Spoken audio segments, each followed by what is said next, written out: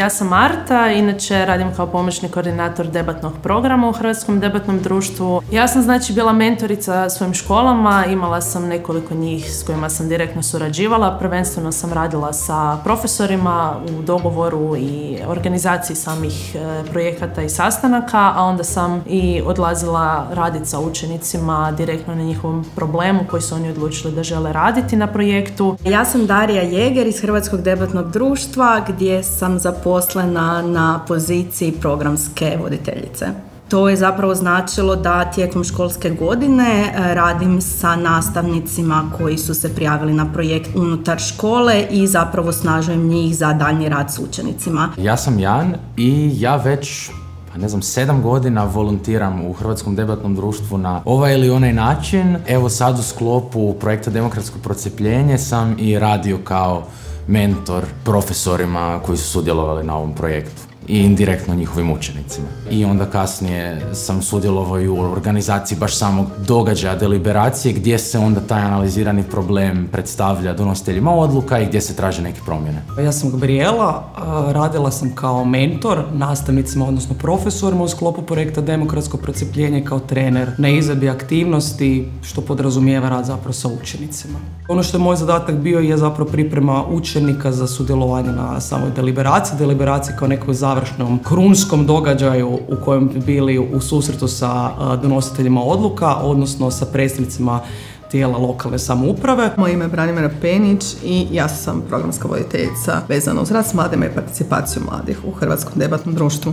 Koordinirala sam cijeli proces, što je uključivalo koordinaciju svih mentora koji su radili sa školama, praćenje aktivnosti po projektu da se odvijaju onako kako je bilo zapisano ili ako se ne odvijaju, iznalaženje rješenja kako da što bolje na kraju sve to ispadne. I ono što je bilo dosta meni važno da je ovo pilot projekt, znači to je prvi put da radimo tako nešto, prvi put da predstavljamo debatni model građanskog odgoja i obrazovanja i meni je to bilo zanimljivo i izazovno na taj način posložiti stvari. Ok, prvi put to radimo, ajmo vidjeti šta funkcionira, šta ne.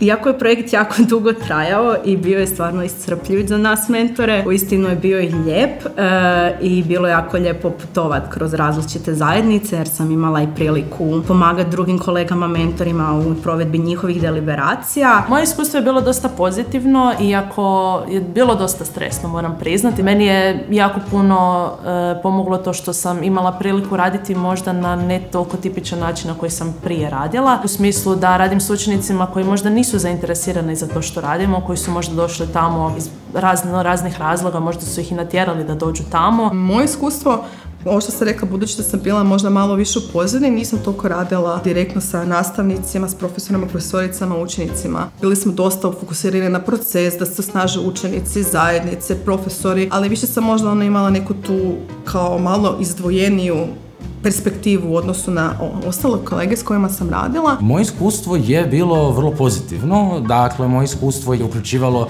vrlo ugodnu suradnju s profesorima koji su stvarno bili zainteresirani za to kako djecu naučiti razmišljati, argumentirati, analizirati probleme oko sebe. Ono što meni bilo izuzetno zanimljivo je na koji način učenici strukovnih škola i gimnazijskih smjerova često ih se vole razlikovati, da su to učenici s različitim potrebama, sa različitim zahtjevima. Meni se nekako čini da su to učenici koji prepoznaju iste probleme, barem je to tako pokazalo ono što su bile problemi koje su oni identificirali.